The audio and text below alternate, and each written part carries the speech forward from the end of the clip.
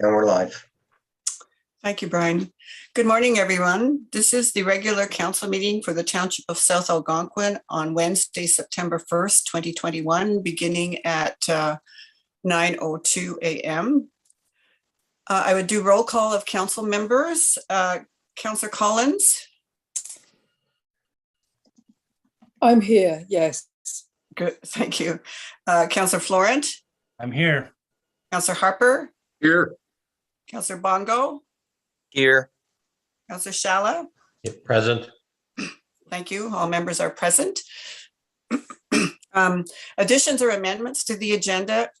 Excuse me. There is a resolution being brought forward by Councillor Shala, and in new business, I will appoint the chair for the upcoming Asset Management Committee meeting as per request of Councillor Florent that someone other than he chair the next meeting. So those are the amendments to the agenda. So with that in mind, I have the resolution, the adoption of the agenda moved by Councillor Collins and seconded by Councillor Florent. Be it resolved that the Council for the Corporation of the Township of South Algonquin adopts the agenda as circulated and amended for the regular council meeting of September 1st, 2021.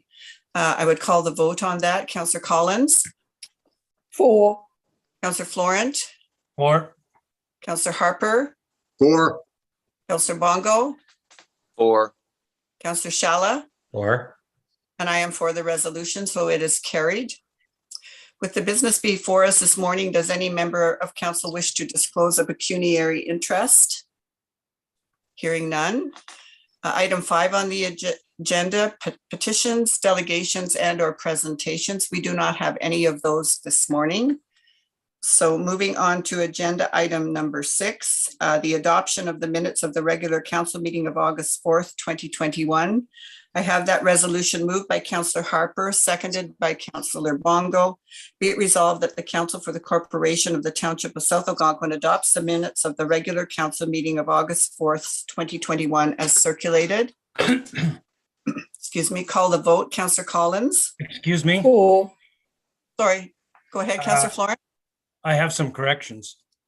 Oh, fine, if you'd like to put them forward.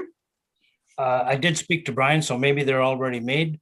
But on resolution number 151, it was a recorded vote, and Councillor Vermeer is recorded as voting. He had already resigned at that time. All right, thank you. And the other one was resolution 156, 157, 158, 159, which were bylaws, and there was some misprints there. It said being a bylaw and then repeated it again in the description, being a bylaw. Okay, fine, thank you. So noted, and they have been amended. All right, thank you, Joe, and thank you, Brian. So the resolution for that, for this approval of the minutes now reads, be it resolved that the Council for the Corporation of the Township of South Algonquin adopts the minutes of the regular council meeting of August 4th, 2021 as amended and as circulated. Any further discussion? Thank you. Call the vote. Councillor Collins? For. Councillor Florent? For. Councillor Harper? For. Councillor Bongo? For. Councillor Shala? For. And I am for, so that resolution is carried. All right. The next resolution, I have that moved by Councillor Shala, seconded by Councillor Collins. Be it resolved that the Council for the Corporation of the Township of South Algonquin adopts the minutes of the Human Resources Administration and Public Relations meeting as of, Public Relations meeting of August 25th, 2021 as circulated. Discussion? Hearing none, I would call the vote. Councillor Collins? For. Councillor Florent? I'm not sure I can vote on that. I wasn't there, but if I can, yes, I approve. Okay, thank you. Councillor Harper? For. Councillor Bongo? For. Councillor Shala? For. And I am for, so that resolution is carried. Agenda item number 7, are there any committee reports? I attended a Mackenzie Lake Cottage Association, our Property Owners Association meeting, and there was very favorable, positive comments about regarding staff returning calls or responding to calls from the township staff. So good news. Calcium application was raised again, but based on the weather and conditions, etc., there wasn't much that could be done about that. So anyway, that's all I have to say. Very positive meeting. Thank you very much for that feedback, Richard, and much appreciated. And it's nice to hear that for sure. Okay, so we have no other committee Mayor? report. Yes, Councillor Bongo. I was wondering if I could give a report about the AMO 2021 convention that I attended. Certainly. Super. So it was August 16, August 17, and August 18. From 8 a.m. to 4 p.m. every day. I was online participating in the AMO 2021 convention. I have published a written report on my own personal Councillor Bongo website, and I'll make that visible to everybody following the meeting. But just in summary, lots of great information. One of the things that was on my mind during the convention was the issue of climate change. I know there's a resolution about that later on in our meeting today. We talked a lot about systemic racism and how it's very important that leaders address that. And of course, the entire residential school history is reflective of systemic racism in Canada, and how it's very important that we do not ignore that. As well, there was information about broadband, of course, and the biggest theme coming out of that is that it is a generational investment. And if we as a township do want to make any investments in broadband, then there are a few consultants, broadband consultants that I've taken down that we could explore using in the future if that's something that council decides to address. Waste management is changing in the province as well. I'm sure our own staff is very familiar with the transitioning to the producer responsibility system. Of course, there was a lot spoken about COVID-19 and how the disruptive impacts are going to remain for a long time, even post-COVID. We looked at the housing crisis and some innovative ideas to address that. And then finally, the importance of digitizing the administration of a municipality. That came up specifically. I attended a session about how the digitization of building permits has really helped some municipalities with their building administrations. So that's just a quick recap of my council report from AMO 2021. Thank you very much, Councillor Bongo. Very much appreciated, and I look forward to seeing your notes on that. Thank you. Any other council reports? All right, and we'll go back then to staff. So we have the fire department monthly report. And then the planning and building household hazardous waste update. Chief Kruger, was there anything you wish to bring forward from your report or any questions from council for Chief Kruger? I have nothing to add. So unless members of council have some questions, I'd be more than happy to answer any questions. I just have one question, Chief Kruger. Yes. A lot of people in the community were talking about the possible drowning on August 14th. Is that a situation where an individual was not wearing a life jacket? Do you know? I'm not sure if any of those details are available or not. So I don't know the specifics of that. I'm going to go out on a limb here and guess and say that the individual was not wearing a life jacket. Typically, people do not, drown when they fall out of a canoe when they're wearing their life jacket. So it is an educated guess that he was not. But other than that, I don't have much in the way of specifics on that regard as to, how exactly it happened. I could, based on my experience, I could hazard a guess, but I'm not going to do that on an open forum. Of course, for sure. Yeah. And if there's people out there watching, wear life jackets whenever you're in a boat. Yes, absolutely. It was, excuse me, reported in the media media that the individual was not wearing a life jacket. So your supposition is correct according to the media anyway.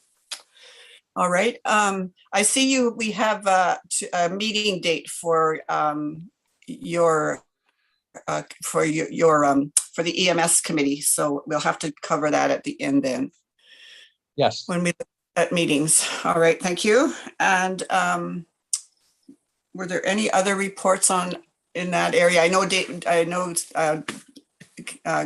Superintendent Gatley is reporting later on in Business Arising. Was there anything else there?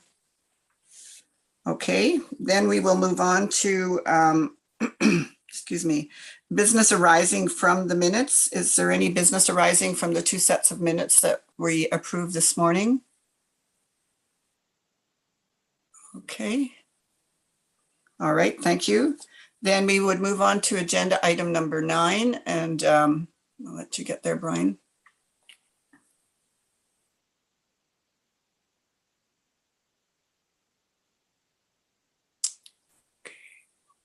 Okay, all right, we're on agenda item number 9, unfinished business, and that brings the first item under this unfinished business is the rehabilitation of the area pedestrian bridge, and council received information last night, so I would turn this over to you, Superintendent Gatley, for this report. Thank you, Mayor. So as a result of our discussion at the recent HR meeting, it was requested that I do a bit of a cost benefit analysis to look at the value factor that would be involved going to a better wood than the hemlock in option 3, something longer lasting. So I had some discussions with the engineer about the life cycle of Douglas fir compared to hemlock. We didn't have any data on pressure treated hemlock or Douglas fir, but untreated Douglas fir is considered a moderately durable wood, whereas hemlock is considered a slightly durable wood. So evidence that we found on life cycle rates, Douglas fir constructed timber bridges between 60 to 100 years. I could not find any information on hemlock timber bridges, but I did a little bit of drawing into our own historical records, and that bridge, from what I found, was constructed in 1987. I believe it was in deterioration in as early as 2014 or before.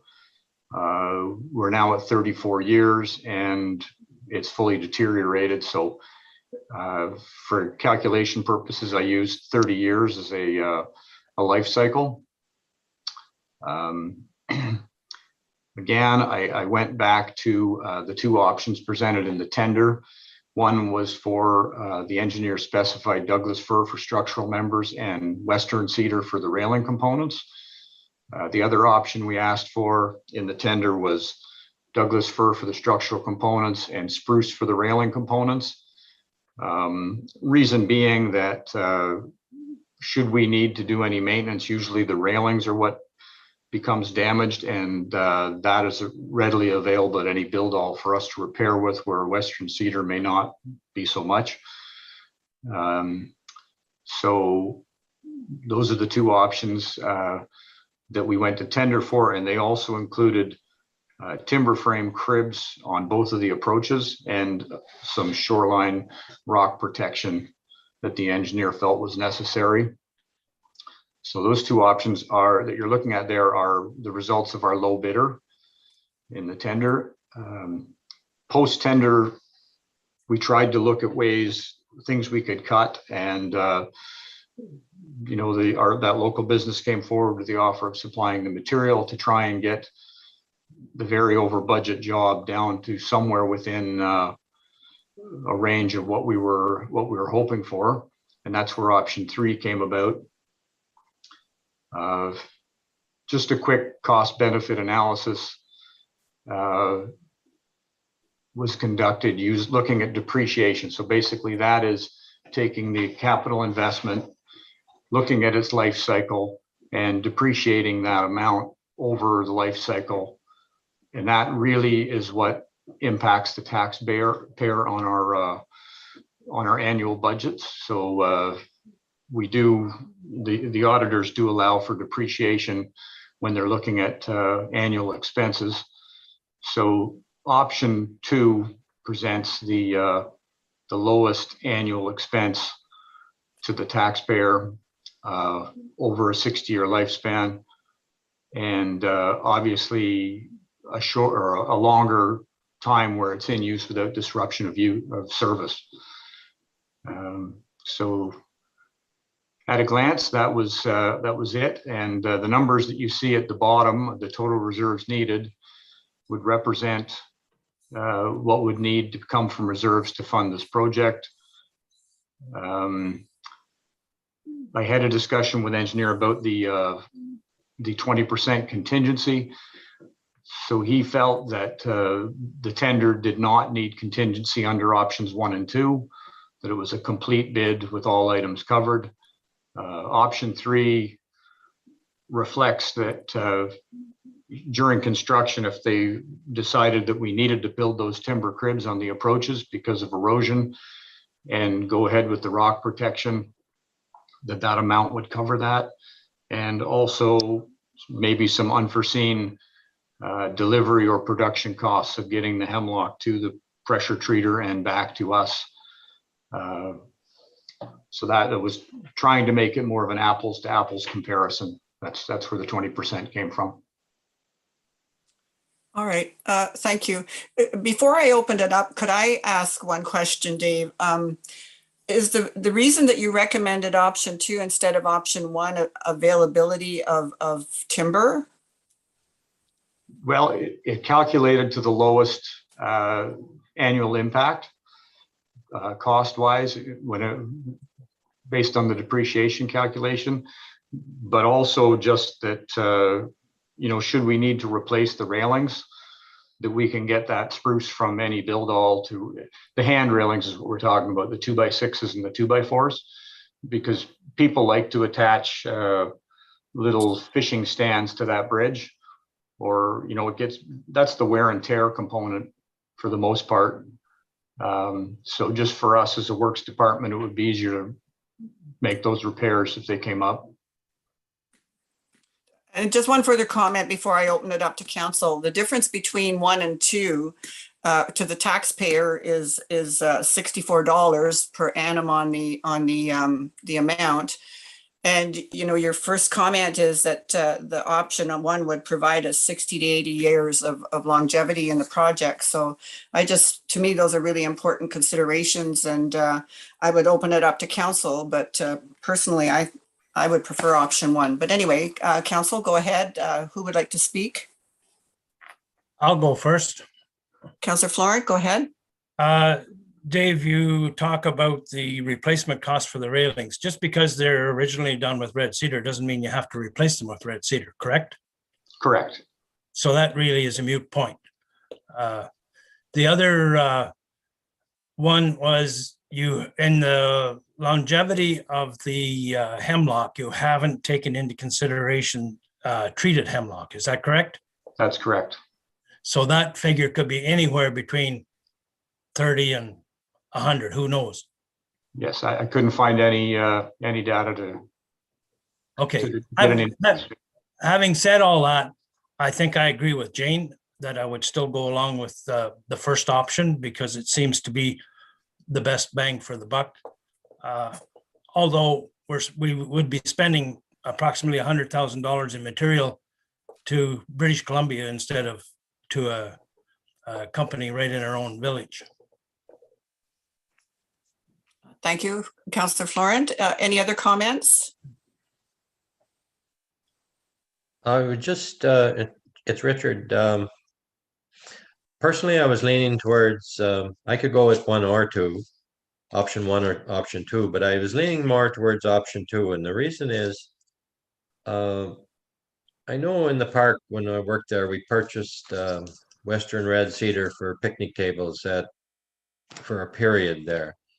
And I don't think they withstood the use. They just seemed soft, and after 7 or 8 years of weather treatment, they just didn't seem to hold up. Where I believe the Western red cedar is not treated, and where the pressure treat, where the number 2, all of the railings and whatever are pressure treated. And I just think based on the experience I have with those, I think the spruce pine would last longer than the Western red. The Western red may look better, but something's telling me that it may not last the lifespan of the pressure treated pine spruce. Chair Dumas, Yes, go ahead, Councillor Harper. just a couple questions. I'd have to vote for option number 2 because of what Dave has said, and I agree with Councillor Shalla. That's pressure treated material out in the open like that, I think would last just as long, if not longer, than the Western cedar would. I know Western cedar is very expensive to start with. And I have a question for Brian. How will that 5.6% reduction in our reserves reflect in our future budgets, or will it at all? No. Any idea? Councillor Harper, it'll be factored into our reserves based on the reserve allocations that council feels is adequate based on the recent policies we've established. But that said, it'll be part of our total planning process. So certainly anytime we draw down our reserves for a purpose, at some point we need to replenish those reserves. So I think we would just plan that those reserve transfers will be refunded over a period of time back into the reserve in order to minimize the financial impact on an annual basis. Thank you, Brian. I have one more question, or a comment, actually. I've said it before, although the municipality will derive some benefit from this trestle, and at the same time, we are required to cover the full cost of maintenance, rebuilding, whatever. I am a firm believer that Algonquin Park should be brought into this funding equation also. They are going to gain as much as we will, if not more, from its reconstruction, yet they don't pay a cent for it. Our municipality bears the full cost of restoration on this project. We're doing the same thing in the past, where the township is responsible for the total cost of infrastructure, yet the park derives just as much, if not more, benefit from it. I'm still a firm believer they should be brought into this funded equation also. Thank you. Thank you, Councillor Harper. Dave, in the notes on the project from the engineer, number 8 says all wood except the Western red cedar shall be preservative treated. So wherever we go, the wood has to be preservative treated, except it said for the red cedar. Okay, sorry. All wood except Western red cedar shall be preservative treated. So that's a consideration in the recommendation as well. And I should just clear up, the life cycle on option 1 and 2 are the same. They're both 60 years. Anyway. Well, that's to me, that's important. And I'm glad you brought it up at this point. Thank you. So I sense, and maybe I would just at this point ask council which option they would prefer to go forward with, if that's agreeable. So Councillor Collins, option, 1, 2, or 3. Just something there. Have we approached our local lumber yards with regards to option 2 to see if they would actually give us some sort of deal on the wood there, since it's a community project? I know McRae's were going to provide the hemlock for free, but I'm wondering if Murray's would be prepared to provide any of that wood at cost or a lower price, which may bring option 2 down considerably. Have we thought to approach Murray's? I guess I can answer that question. So the low bidder was good enough to share their unit prices for the material. And I did double check it with some local building supplies that we deal with, and none of them were close to what the low bidder had included. So I believe that they had, when they bid the job, sourced it out and got quite a good supply price. Any supply company will have to get it from British Columbia. So there is no local source for Douglas fir here at all. Oh, okay, my mistake, my ignorance. I thought Murray's dealt with that. My ignorance, I'm sorry. Obviously, then I'll go with option 1.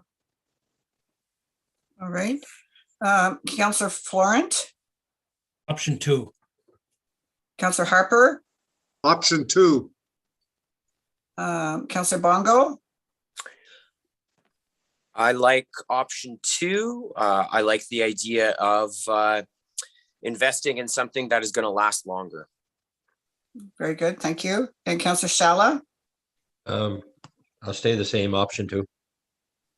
And for myself, I did indicate I would go for option 1, and I was basing that on the 60 to 100 years, but Superintendent Gatley has indicated that option 2 has that same longevity of 60 to 100 years. So I also would go then for option 2. So option 2 is the choice of council to go forward on this project, and it's great. It's going to enhance many aspects of life in South Algonquin to get our Erie Trestle Bridge up to back up to prime condition. So thank you very much. Any other comments from council on this before we go to the next item? I have one question. I'm just wondering if they're not starting it this year, what are we going to do regarding the safety aspects of the bridge? Anything, or just leave it the way it is? Well, not to make a pun, but I thought we crossed that bridge when we got to it. My first action will be to reach out to the low bidder and just check with them still, because we've obviously had a bit of a delay here since the job closed, and see if they are still willing and able to complete this project this year. We had talked about fall construction, and the timeframes they indicated would still fit in. So I'd like to just explore that and then get back to council. Thank you very much. Okay. Thank you very much, Dave. Appreciate it. Welcome. So going back to the agenda in item number 9, we have the addition of bylaw service hours. And I don't know who is speaking to that. I guess I can, Mayor Dumas. We brought before council at the committee meeting last week a recommendation on some additional bylaw hours, and I was just bringing that forward for further consideration today. Oh, okay, sorry. Yes. All right, so any discussion on that? I'm sorry, the bylaw officer service hours we were talking about. So was there any discussion? Do you have that report that you put forward, Brian, or that we could look at? Check here if I have that. Oh, I know, I think it's in this package. I'm just.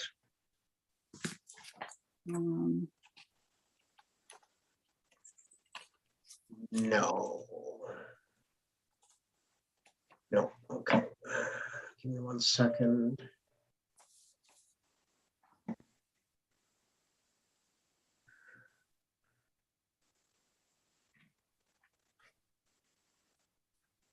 Are you able to see it there now, Jane? Yes, I do have it here. So Councillors, you received this just to refresh just to refresh your memory. We're looking at the addition of 20 hours a week to ensure adequate bylaw enforcement within the township. The background was given to us previously. It's part of the KPMG report that we should have the availability of a bylaw enforcement services on a part-time basis.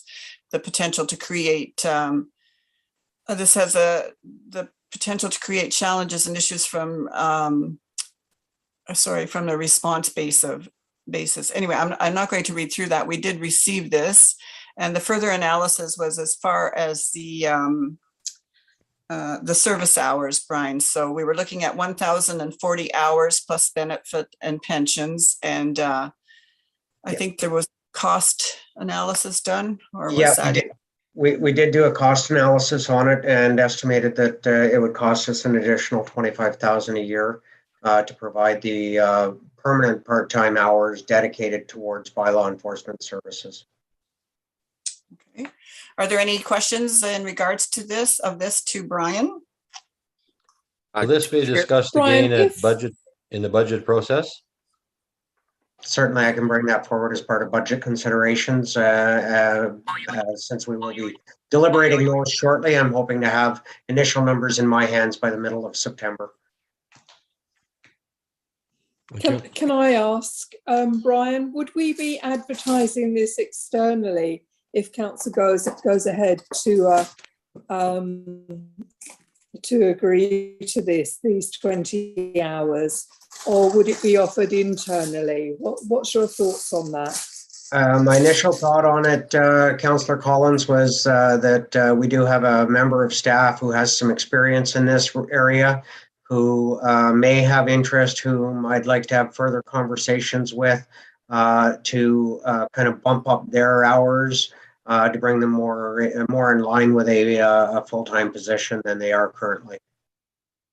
And if I may remind council, we do now have an HR policy that states that we would post internally and externally. So we have that covered as well, that we can post internally. So any other questions? I have two questions. Go ahead, Councillor Bongo. Sure thing. Question for Brian. Do you see that this bylaw enforcement will be during daytime hours, evenings, or weekends, or a mix of all three? I do personally see this as being a mix of all three. In fairness, our weekends, specifically Friday, Saturday, Sunday, and long weekends, adding in Monday, are extremely busy. That's when we have the most issues related to bylaw enforcement infractions. We have issues with the ability of fire trucks to get down some of our roads because of parking congestion issues. In order to properly manage this is definitely something that would require weekend work and would also have to be available in the evenings. And it will take some work to be creative to make the time that's being allocated work. Because obviously, if you're doing something during the day, then you've got to figure out how to mix your days so that you're available when you need to be. Yeah, great. And I suppose that you have the data, the complaint data to really guide the schedule of this employee so that their schedule is being constructed in a way so that their time being very strategically targeted, correct? It would definitely be, as I say, once we get the go ahead to move forward with the position, we would then take a closer look at the time as to when it would be best to have this person available to the community. And I do think that it would require a bit of changes on the fly. As we found seasonally, certain things are more necessary than at other times of the year. So I think we'd have to do a little bit of maneuvering just to make sure that they were available at the most convenient time for the general public when we really need them. Sounds good. And I know from the previous meeting, your comment, which I really liked, was that the idea is that the bylaw officer will use an educational approach before they go ahead with ticketing and fining people. Is there going to be some sort of training as to how this person will do that educational outreach with both locals and tourists? I think there would be a lot of conversation and discussion around how best to implement that, because in fairness, we do need to try and be reasonable with with the seasonal people that come visit us, with the summer traffic that just wants to come up for the weekend. They're not familiar with our community. They're not familiar with the rules. So we have to spend time and make sure that they're educated. It may require us to prepare some educational documentation that could be shared with them. Once so the bylaw officer, when he's out, he can give them handouts, or refer them to sections on a website, or something to that nature. I think that there's a bit of brainstorming on how best to implement the position once we've made the decision to create the position. Okay, great. Thank you. I have Brian? Sorry, who was that? Councillor Harper? Yes, I have a question for Brian. This new position, the person who gets it would be enforcing current bylaw restrictions and things like that. I hate to see somebody in that position walking around Whitney issuing parking tickets to tourists. I think one of the biggest concerns I've got, at least on my part of town, are dogs. Yeah. And I think that would be if he could get something done with them, that would be great. Certainly animal control, anywhere the council has created restrictive covenants within the context of the bylaws that we currently have.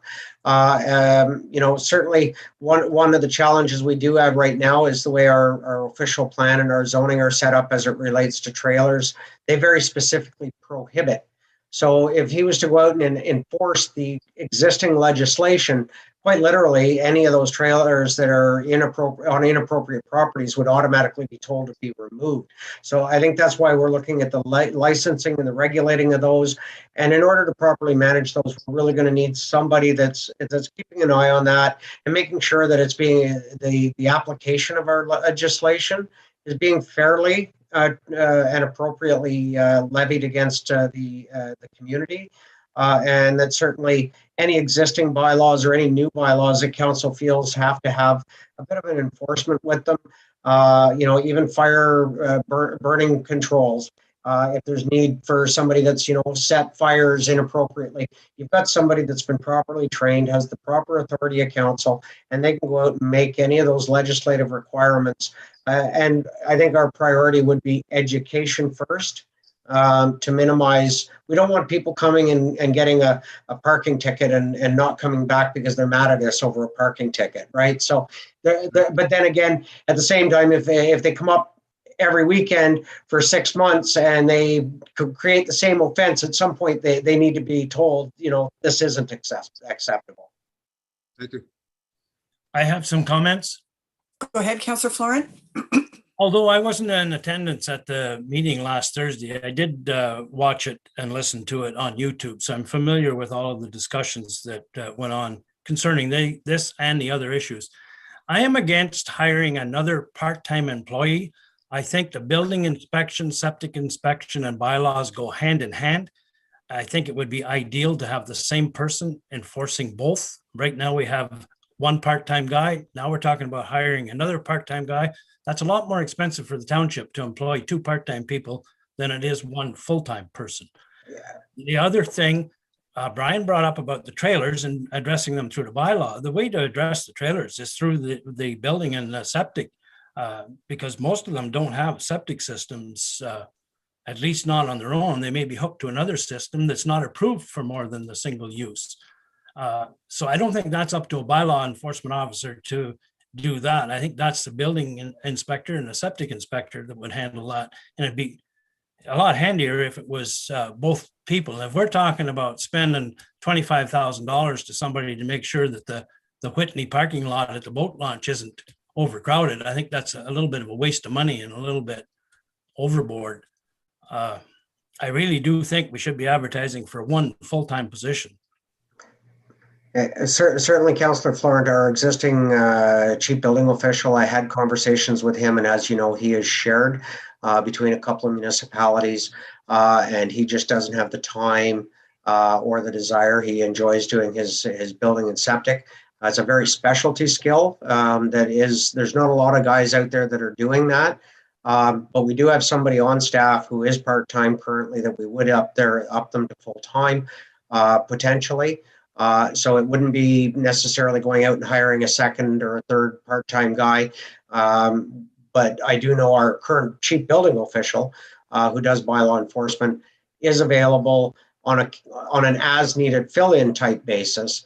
But really, every time he does something under bylaw enforcement right now, it takes him away from being out there doing building inspections and septic inspections and those tasks for which he has 2 days a week to fulfill. You're not making any point. You're going around in circles. If he wasn't doing that job, we'd have one full-time guy doing it. So it doesn't matter whether bylaw takes away from the inspection thing. If he was working 40 hours a week, it wouldn't be a problem. The other thing you mentioned, enforcing the fire code, that's up to the fire chief to enforce the fire code. And the fire chief is a provincial offenses officer. He can lay the charges with that. We don't need a bylaw enforcement officer enforcing fire bylaws or sizes of campfires, etc. All right, thank you for your input, Councillor Florent. Excuse me, I can't remember, do we have a resolution in regards to this at this time?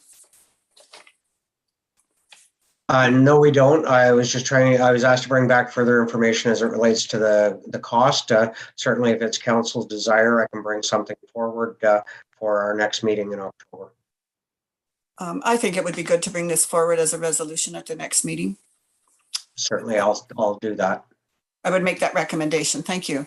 All right, we are at the action portion of our package, and we have an action item that Councillor Bongo is bringing forward regarding a letter to the Premier. Thank you. Go ahead, Councillor Bongo. Yes, thank you, Council and Chair. I am very concerned about climate change, and I will admit that I'm no saint when it comes to contributing to greenhouse gases. I drive a gas-powered vehicle. I belong to, and I'm part of this economy that is contributing to climate change. There are some huge existential issues at hand, and I think it's all very clearly spelled out here in the resolution that I've drafted. But I'm very concerned about the climate trends. The latest report from the Intergovernmental Panel on Climate Change is very grim, and the scientific evidence is right there in front of us. And the theme of this letter is basically to encourage our upper tiers of government to take the same approach that they took with COVID-19, which is to make policies based on scientific evidence that we have. Right now, we're in a situation, I believe, where we have the evidence that climate change is real, it is accelerating, we are contributing to it, and yet we are not acting with a sense of urgency to change. I am, as a leader, I feel accountable to our younger generations, the people that are part of Gen Z, and the generations that are being born today. And although we can't do much as a small municipal council, I cannot help but to create a letter and a resolution like this so that we can lobby the government so that this issue is addressed more urgently. All right. Thank you, Councillor Bongo. And it is the first resolution. So if there's any further discussion or feedback from council, we will get it at that point of the discussion of the resolution. So thank you very much.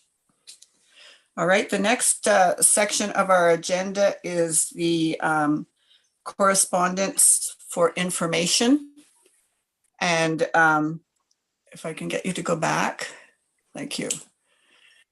So the correspondence for information, I will read out the items that are contained in the package if any member of council wishes to comment on it. The first item is the Ministry of Municipal Affairs and Housing's regarding Main Street Recovery Act.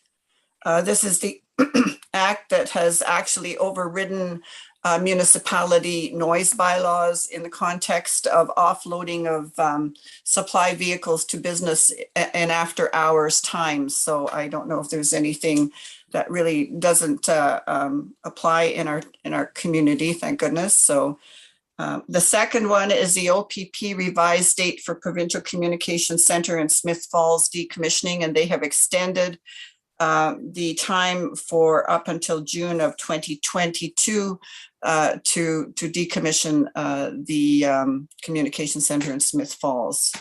Any comments on that from council? The third item, we received the package from Rogers Communications Incorporated regarding the site selection and justification report wireless communication site for the tower on 523. Any comments in regards to that or feedback? I have a question. Go ahead, Richard. I'm just wondering if we couldn't send them a letter or maybe get them to fax something to us. Be really interesting. I know when Bell put their towers up, they did give us a radius of where the coverage may extend. And I think that would be helpful to anybody living in the area or on the just on the borderline of where it may allow them access or not allow them access. And I think they likely have all that information at hand and would likely provide it to us. But that's a good point. And they did provide the drawing that showed where the tower is and where other existing towers were. And I thought the same thing. I thought, oh, they don't show you how they may overlap or how far the reach is of the tower. So Brian, would that be something that you could follow up on for us? Certainly, I'll reach back out to Rogers this morning by email and see if I can get that. And as soon as I do, I will forward it off to members of council. Thank you very much. Did I hear someone else in regards to this? Yes, that was me. I had Okay. roughly the same question as Richard pointed out, the coverage area, because I'm very suspicious about this because the population density within 4 or 5 kilometers of that tower is very, very minimal. There's hardly anybody, and probably 40% of the, if you look at the whole diameter, isn't even in our township. It would be in Madawaska Valley. Anything out on Bark Lake in that area is Madawaska Valley. So the boaters on Bark Lake will get great reception, but will the community of Madawaska get it? I don't know. I'm hoping we do, because I've projected a little bit. We've worked with the elevations in Madawaska and the elevations there. And that tower is actually going to be about 600 feet higher than the level of the river in Madawaska. So I'm hoping I can get it, but I'd like to know, like Richard says, I'd like to know what area they're projecting to. Certainly, I'll certainly reach out for you, Councillor Florent. And the one thing about these towers is they kind of go from point A to point B. So this will allow them also to add another tower further out because they kind of relay from one to the next. So I'll get that information for you, and as soon as I do, I'll have it forwarded off to you. That's very good. Most of these towers are line of sight, and they if you're down over the hill from a tower, like I have a tower that's probably only 1.5 miles away from me, I can't get it at all at my house because of the terrain in between us. And they did mention in their presentation that I think this is very much part of their 5G setup that they are looking at rather than local provision. That's my personal feeling in regards to what they included in this document. And your points definitely, support that, Joe, in regards to one other little question regarding that. I think I seen in that report that it was a shared Bell Rogers. I'm hoping that I'm correct in that assumption. I don't think that it was my experience, Councillor Florent, is that Bell and Rogers use quite dissimilar equipment, and it's very, very unusual for Bell and Rogers to co-locate on the same tower. No, it's not unusual at all. The Bell Tower in Murchison on top of the hill, I did some work there a number of years ago, and I got paid by Rogers. So it's shared. That's interesting. Okay, all right. Thanks for Brian to follow up on this one. Any other comments from council? I'm hoping it'll reach Mackenzie Lake. We all hope it reaches somewhere, right? That we have connectivity. Number 4 is the Ministry of Transportation, an online survey for transportation plans. So I think that's there. I personally haven't gone to look at it, so I can't comment any further on that. Any comments from council? Item number 5 is Gravel Watch Ontario, and this is the regards. They have looked very closely at the changes that are being proposed in regards to the criteria of protection of areas around areas where they will be moving gravel. So that's a new legislation potential out there that they are responding to. I don't know if there are any comments from council in regards to that. And actually, item number 8 ties into that. The proposed land use compatibility guideline is a response from a specific township in regards to the gravel extraction criteria and the legislation around that as well. Number 6 is the NOMA, Phenom, and NOSDA media release that they put out. And it's a very encouraging media release from the 3 northern organizations who made delegation, and perhaps Councillor Bongo, well, no, you wouldn't have seen the delegation. Sorry, they made the delegation to 7 ministers in regards to the looking at a Northern Ontario approach to the services, the mental health, housing, and homelessness issues that are plaguing all of our country and our province. And they're putting forward some very strong recommendations for a coalition of many organizations to deal with this problem. So good for them on their successful delegation at NOMA. What you have in number 7 is the City of North Bay. This is our ongoing discussion and information being provided to you in regards to the redevelopment of the Castle Home long-term care facility in North Bay. If you've read it, you have seen that the municipalities are questioning, are putting questions forward into the process of the selection of the proponent for the redevelopment. So this is, we are included in this process, and this is just information for council so that you know what's happening in that area. And I haven't heard anything since this information was sent forth. Any questions or comments in regards to Castle Home? Mayor Dumas, if I might. Yes, go ahead, Brian. I just wanted to advise council in those briefing notes that there was a comment they're going to be creating or hoping to create an oversight group to redirect this entire process and to try and get it into a better pricing range with a new tender potentially. They listed a number of individuals that'll be sitting at that table, but they did identify that there was one vacant seat for a CAO that they were looking to be announced. I did understanding that this is going to be a very large undertaking and looking to ensure that all of the work that's been done by our municipality as it relates to capital cost contributions and otherwise, I did take the liberty of submitting my name as an individual who would be interested in sitting at that table during the process in an attempt to ensure that not only the group gets the best possible results at the end of the day, but the municipal interests that we have as it relates to the apportionment of capital are recognized at that table. Thank you for that. Thank you, Brian. And I'm very hopeful that you will get on that group. I think our voice needs to be there. Okay, I commented on item number 8, similar to the gravel watch issues, very good information in that. Number 9, we have received a letter from the Ale and Lake Cottage Association regarding the Dickens Ward Council seat, and you have received that letter in your package. Again, number 10 is further briefing notes on Castle Home, as is number 11. So any questions on any of those? All right, hearing none, then we will go on to where we go to new business. And the first item we have, I'll wait till you get back to that, Brian, or up to that in the agenda, sorry.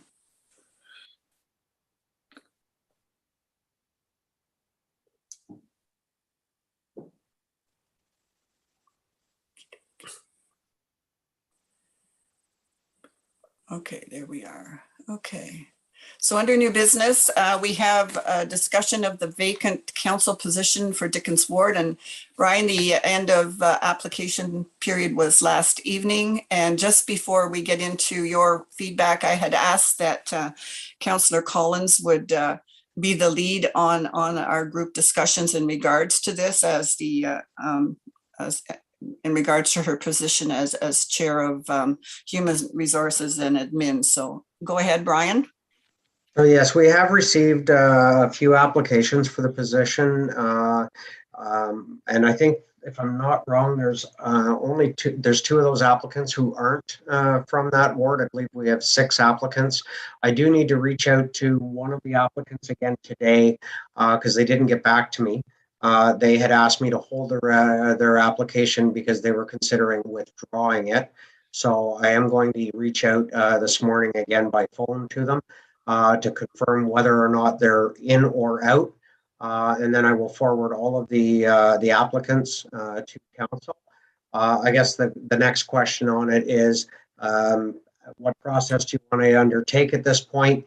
And maybe we could schedule some timeframes on how we're going to proceed so that we can expediently bring somebody to the table. All right, thank you for that. So the process would be once we know the number of individuals, I would assume that all council members, first of all, I would like to establish that this would be a committee of the whole of council. Is there anyone who would not want to partake in this process? Hearing none, so then we would have the committee of the whole of council as the review group.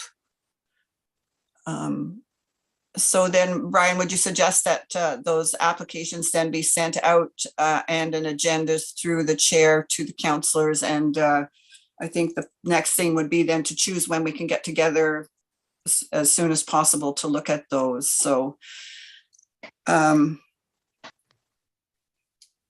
don't know from your perspective, Brian, would we be looking at next week then? I will avail myself to whatever council is, whatever works for council, but certainly next week I'm definitely by then. And I am available. I can make available my time anytime this week or next. As I say, this is a priority to allow you to go through your process to get the individual that you want at the table. And then to take the time to schedule to give them a bit of an orientation on council and processes and such. So Sandra, through you as the chair, could we look at, Brian, like would tomorrow be too early just even for council to get together via Zoom meeting to look at the applications? I can certainly schedule that, yes. I Would have that be a Go ahead. conflict tomorrow. Okay. Friday is good. And is Friday okay for councillors? It's the beginning of the long weekend. People may have plans. I'm okay for. Could we do it the following week? Yes, certainly. I'd appreciate that. Okay, so Monday is a holiday, so beginning next, Sandra, how about if I hand it over to you? Tuesday or Wednesday. Okay, I have a conflict on Tuesday as well. Wednesday is good. I think for myself, I think to take it to next Wednesday would be good. We will have a chance to go through the applications and maybe as we go through them, we can mentally put them into some sort of order with reasons why, and be prepared to present that individually at that meeting on Wednesday. I think that would be of value. okay, thank you, Sandra. So everyone is okay for Wednesday then? Yep. And 9 o'clock, sorry, Sandra, I'll let you take this. Suggest your time. 9 o'clock is fine with me, but can I ask that everybody is read through them and put them in some sort of order by then and be prepared to present and give reasons why. I think to give you a week is possibly the right time to do that. And then we'll discuss it as a whole on Wednesday. Thank you. Can I ask, will this be in closed session? Certainly this I- count, I this, think it- And then maybe I Sorry, should go just ahead, say, Brian. I feel it should be. And I don't think we should humiliate anyone in public, and losing can be humiliating. And also, we may select one person, but we have to remember in a year from now, someone else could put their name in, and we don't want them to maybe come to council thinking that they may come to council with a better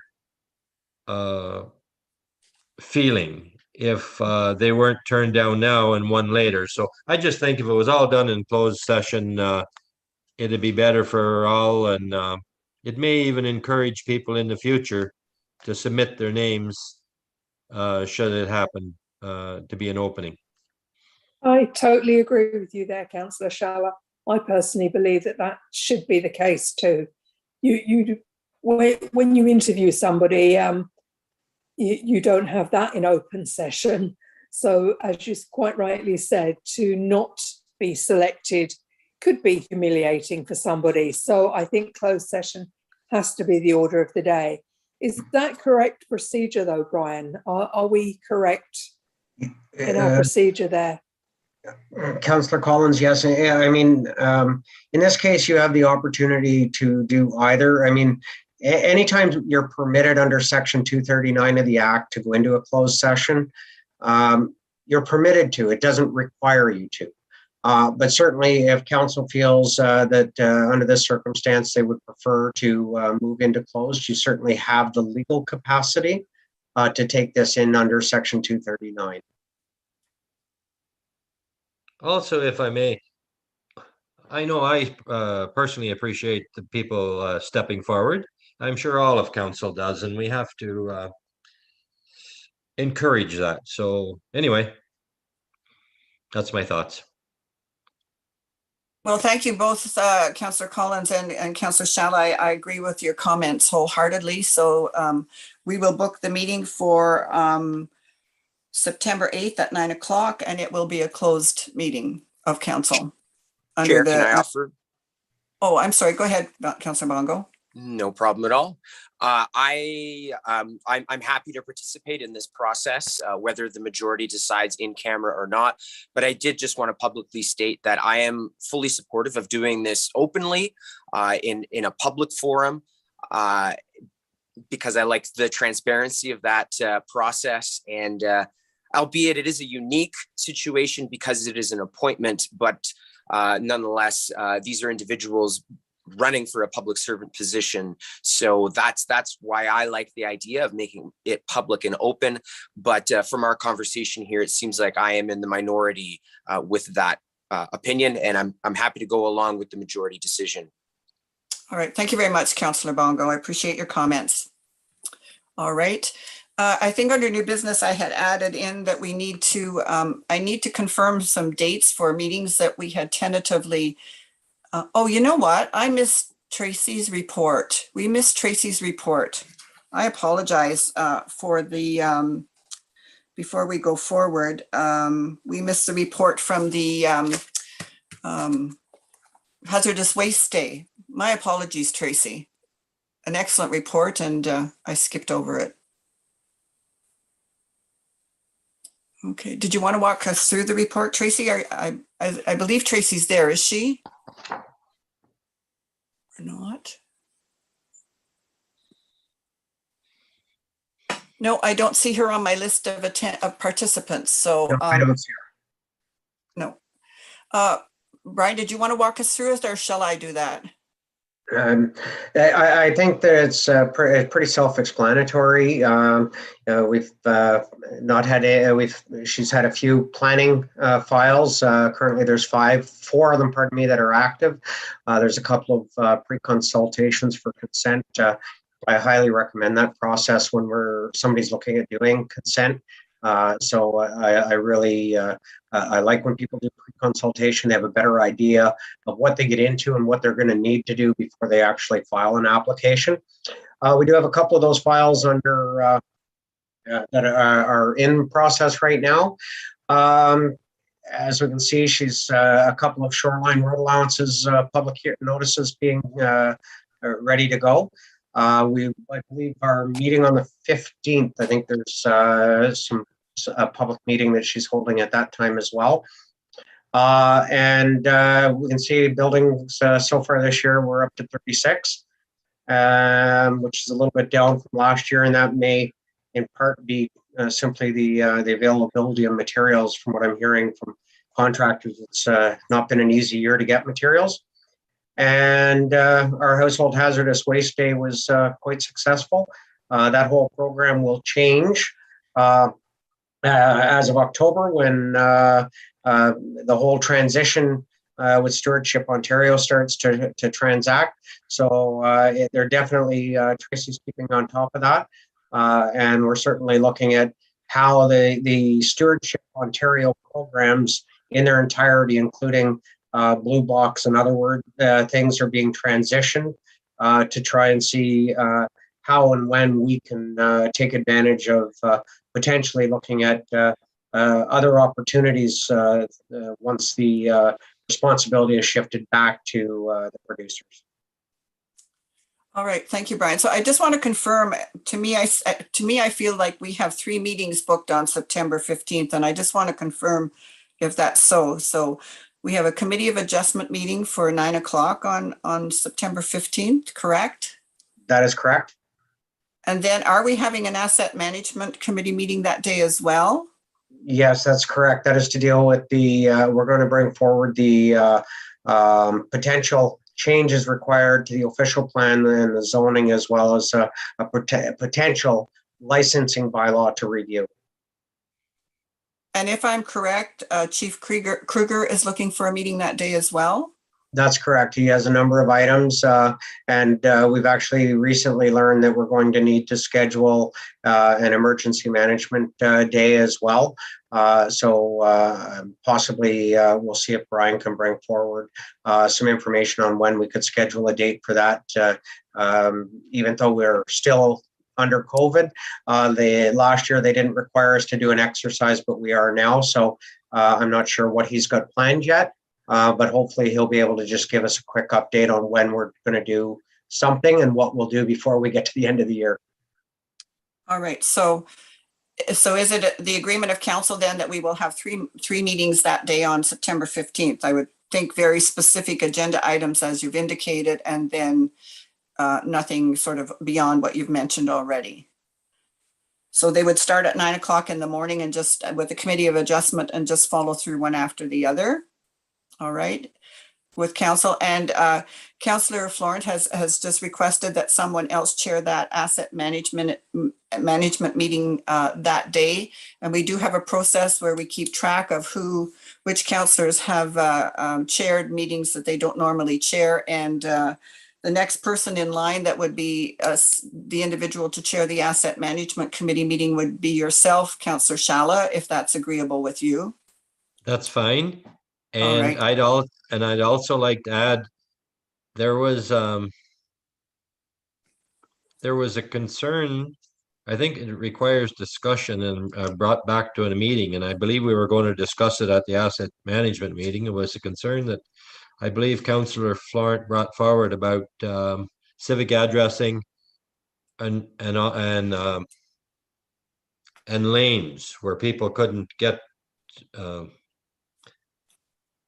delivery services couldn't locate civic address numbers, and I think that should be discussed again at that particular meeting, unless he would prefer to delay it until he was at the meeting. So I'm going to be I'm going to be at that meeting. I just feel that I may be a little bit handicapped right now, and until in 2 weeks I may feel better than I do now. But right now, sometimes I get confused. Sometimes I mix words up. And I just feel it'd be better if somebody else chaired that meeting. I can still participate in the meeting. Okay, good. Would you agree that we should discuss that issue that you brought forward at a previous council meeting? It needs to be discussed. It may want either at that meeting or at the fire meeting, because it has a lot to do with the fire too. Either one. All right. I'll leave that up to staff to put that one in, whichever committee they feel we would address it at. But thank you very much, Richard, for accepting the chair of the asset management meeting then on the 15th. Okay, thank you. So now we are at motions of council. And I have this first motion moved by Councillor Bongo and seconded by Councillor Collins. Whereas it has been clear for decades that the Earth's climate is changing and the role of human influence on the climate system is undisputed. And whereas the sixth and latest report by the Intergovernmental Panel on Climate Change concludes that climate change is widespread, rapid, and intensifying. And whereas the negative effects of climate change include damage to property and rising insurance premiums, extreme rainfalls that flood and destroy infrastructure, disruption to agriculture and erosion of food security, higher frequency of mosquito and tick-borne diseases, Lyme and West Nile disease, algal blooms that threaten freshwater, loss of ice fishing due to receding cold seasons, more dangerous wildlife seasons, and whereas the younger generations who will bear the most negative effects of climate change have been constantly protesting and demanding that current leaders take more bold action to mitigate climate change. Now, therefore, the Council for the Corporation of South Algonquin resolves as follows: that the provincial government use the same method of science-based policy making that fuel the urgent response to deal with the COVID-19 crisis be applied to the ongoing climate emergency. Okay, where were we? Oh, you may, okay. That the provincial government accelerate the end of our economy's reliance on climate change inducing fossil fuels, and that the provincial government embrace the development of a green ecology that is guided by sustainable government action. And this be copied to the Honorable Todd Smith, Minister of Energy, the Honorable David Piccinini, Minister of Environment, Conservation and Parks, the Honorable Greg Rickford, Minister of Northern Development, Mines, Natural Resources and Forestry and Indigenous Affairs, the Honorable Lisa Thompson, Minister of Agriculture, Food and Rural Affairs, and the Honorable Kinga Suman, Minister of Infrastructure. Did you wish to speak to this, Councillor Bongo? Further? Thank you for the opportunity to speak. I already made some comments earlier in the meeting, and I think everything is pretty straightforward. All right, thank you very much. Any discussion from council? I have quite a bit to say about this. The first statement that the role of human influence on the climate system is undisputed. Well, I would like to dispute that. And I'm going to just read you something that I have jotted down. These scientists have said that the observed warming is more likely to be attributed to natural causes rather than to human activities. Their views on climate change are usually described in more detail in their biological biographies. William Kinnenmuth, meteorologist, former Australian delegate to World Meteorological Organization Commission for Climatology. Jennifer Morrissey, an Australian biologist, former director of the Australian Environment Foundation. Ian Plimer, professor emeritus of mining geology, the University of Adelaide. Timothy Ball, historical climatologist and retired professor of geography at the University of Winnipeg. Ian Clark, and this one I'm very familiar with some of his views, and he's very popular on YouTube. Ian Clark, hydrologist, professor, Department of Earth Sciences, University of Ottawa. Tad Murdy, oceanographer, adjunct professor, Departments of Civil Engineering and Earth Sciences, University of Ottawa. Tim Patterson, paleoclimatologist and professor of geology at Carleton University in Canada. Jan Weiser, environmental geologist, or geochemist rather, professor emeritus at University of Ottawa. And I can go on and on and on and on about people that don't believe that all of this climate change is due to human activity. I am certainly not denying that there's climate change. There absolutely is. Everybody, all you got to do is stick your head out the door, and you know that. But I have something on the last part of the motion where it's asking the province to take steps. Usually when you ask the province to take steps, they do it by putting a tax on it to make it prohibitive, such as what so-called sin taxes like alcohol, tobacco, gasoline. So I have some questions for Councillor Bongo and for anybody else that intends to vote yes on this issue. Number one, do you consider heating your home a sin? Number two, how much tax added do you think the people of South Algonquin can swallow? How much additional cost for heating fuel or propane or wood is legitimate? And number three, it suggests that the province find an alternative to carbon fuels. I'd like Councillor Bongo to tell me which alternative is available to the taxpayers in the township of South Algonquin. We're pretty well stuck with propane, oil, or wood, all carbon-based fuels. And when we're willing to blame ourselves or other humans for all this activity and all the addition to carbon in the atmosphere, we don't take into consideration volcanoes, which spew out more in one eruption than all of mankind for a whole year. Mount Etna has erupted 50 times this year. So naturally, the carbon levels in the atmosphere are higher. They have to be. We're also not taking into account all the forest fires. Just turn your TV on. There's forest fires all over California, all over British Columbia and Alberta and Northern Ontario. Just look at the smoke that's going in the air. There's probably more smoke from one of those forest fires in a week than all the rest of the human contribution to it. And one other little wee fact, and I've heard this a long time ago, is that 2/3 of the earth is made up of ocean. Half of what's left is mountains and deserts where nobody lives. And when you take out all of those areas that are uninhabited, like Greenland and Antarctica, you end up with about 6% of the surface of the planet Earth is inhabited by humans. I think you're pretty naive to think that 6% of the coverage is contributing 100% of the carbon effect. It's just not possible. It's not feasible. Okay, thank you very much, Councillor Florent. Any other comments? Sure, or unless Councillor Harper wants to go ahead. Yes, I agree. There's changes in our environment and our climate. Yes, I have to agree with Joe. I don't think it's all human activity that's doing it. I have a little question here. Of the 1,200 residents we have in our municipality, what amount of greenhouse gases that would we produce in a year? You couldn't even measure it to be so small. I'm waiting for places like Toronto, someplace like that, to come up with all these plans to eliminate greenhouse gases.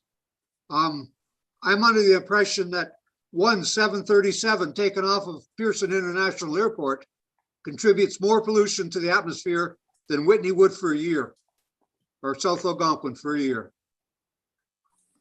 Thank you, Councillor Harper. Any other comments? Well, one more little comment, if I may.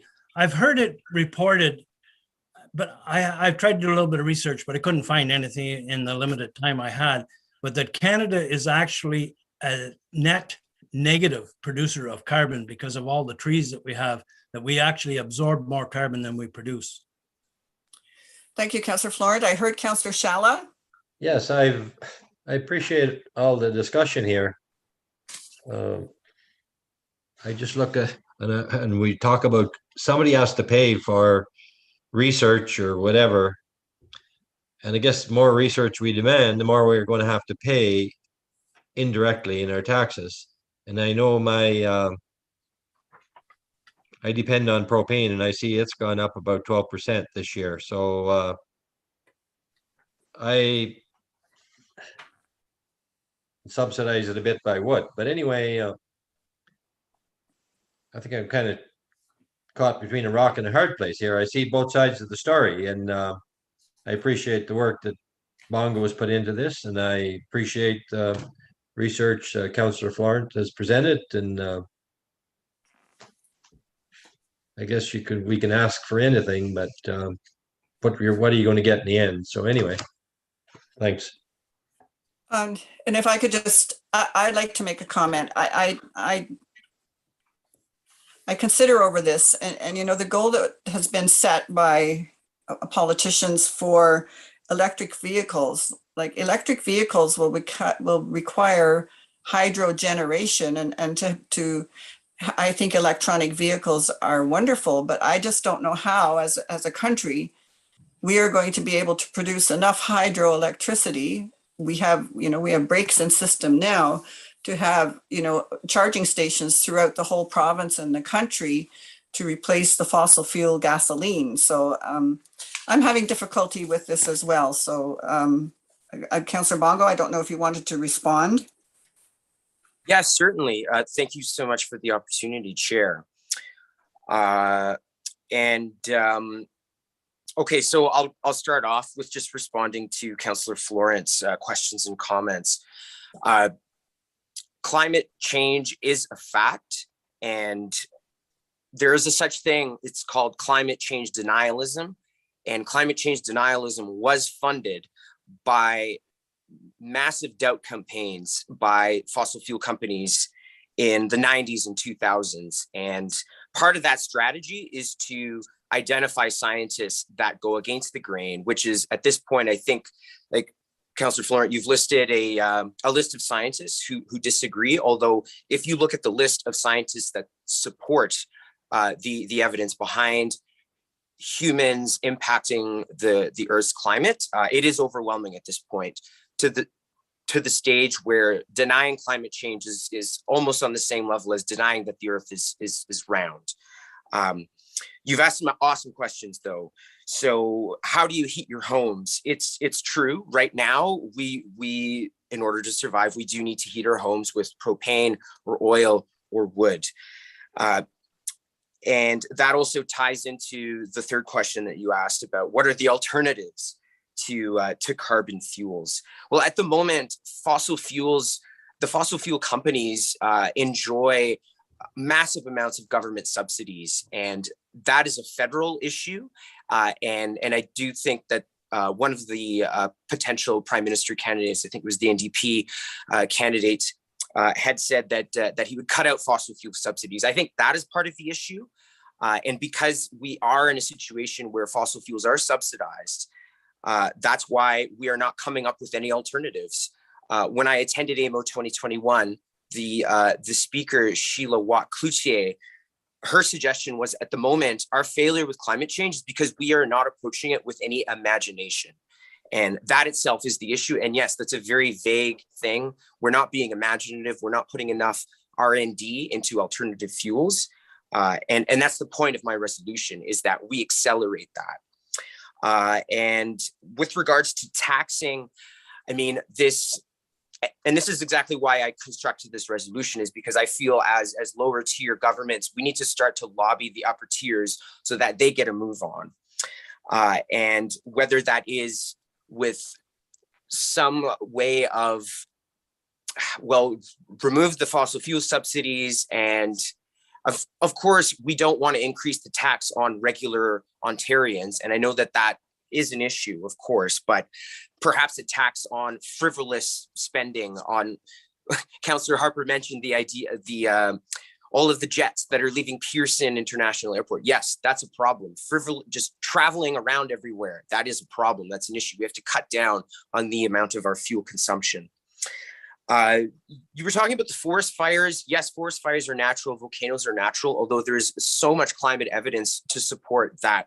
Our current forest fires that we are experiencing now are unprecedented, and it's a new scale of forest fire attributed to our warming planet. I think what we need to understand is that there's only so much carbon that we can put into our atmosphere before we tip the scales in a way that's going to destroy the planet. So we should be approaching this with this idea of a carbon budget, where there's actually only a set amount of carbon that we should be putting in the atmosphere, and then relying on alternative energies to keep our economy moving forward. And what was the final thing that I wanted to say here? I mean, in my opinion, we are destroying the planet, we're destroying the earth, and denying it isn't really doing us any good. And that's the whole point of this resolution. And again, I'm worried about, I don't have any kids, but I have nephews and nieces. And for me, sitting here in a position of power, even though it's a small little municipality, I want to show the future generations that I hear them, and I'm worried. I'm literally worried, and I won't stop talking about climate change because I think it's this existential problem. Before we go to vote, can I request that it is recorded? Yes. Anyone else who hasn't spoken that wishes to, or if not, I will then get Carla to call the vote. All right, Carla, could you go ahead, please? Can I just add, sorry, can I just Go ahead, Sandra, you're breaking up a bit, so we'll listen intently. Yeah, I've got terrible trouble with my internet today. What I think, Councillor Bongo, it's very well written and obviously a lot of research in here, but not all wind generated. It's not all hydro. It's through the use here in Canada, but globally, we're going to get investment of this. Sandra, we're not hearing, I'm not hearing you, maybe others are. No, I'm not. No. I think she just left the meeting. Her connection probably dropped. Okay, well, I think for the expediency of time, you have requested a recorded vote. So Carla, I'll get you to go through that.